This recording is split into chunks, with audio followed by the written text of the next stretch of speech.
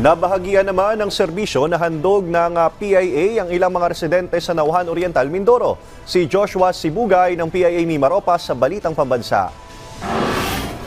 Umabot sa higit 100 residente mula sa mga barangay na Metolza, Magtibay at Paitan ang nakinabang sa mga serbisyong hatid ng Philippine Information Agency Oriental Mindoro Barangay Forum. Layunin ng gawain na may lapit sa mga mamayan ang mga serbisyo, programa at tamang impormasyon ng nasyonal na pamahalaan, partikular sa mga nasa malalayo at mga liblib na lugar. Sa mensahe ni PIA Mimaropa Regional Director Hemin B. Guillermo, bigyan nitong pansin ang pagbabahagi ng tama at napapanahon na impormasyon. Dala ng PIA ang iba't ibang ahensya ng pamahalaan upang direkta na manggaling sa kanila ang tama at wastong impormasyon hinggil sa kanilang mga programa at serbisyong ipinagkakaloob. Naging tampok sa gawain ay ang oryentasyon kaugnay sa Oplan Listo ng DILG kung saan nagbigay ang kinatawan ng ahensya ng ilang mahalagang tips sa mga mamayan ng Barangay Metolza hinggil sa mga maaaring gawin sa mga panahon na mga hindi inaasahang pangyayari at mga sakuna. Nagbahagi naman ng ilang mahalagang impormasyon ng mga kinatawan ng Pag-ibig Fund,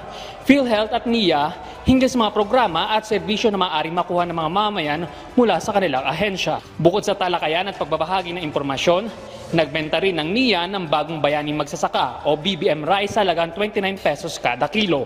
Lubos ang naging pasasalamat ng mga mamayan mula sa Barangay Metolza at sa mga karatig ng mga barangay sa serbisyo na pinagkaloob ng Barangay Forum sa pangunan ng Philippine Information Agency. Patuloy naman na isasagawa ng Philippine Information Agency ang Barangay Forum sa iba pang mga lugar na hindi gaano naaabot ng tulong ng pamahalaan upang may patid ang serbisyo para sa kanila.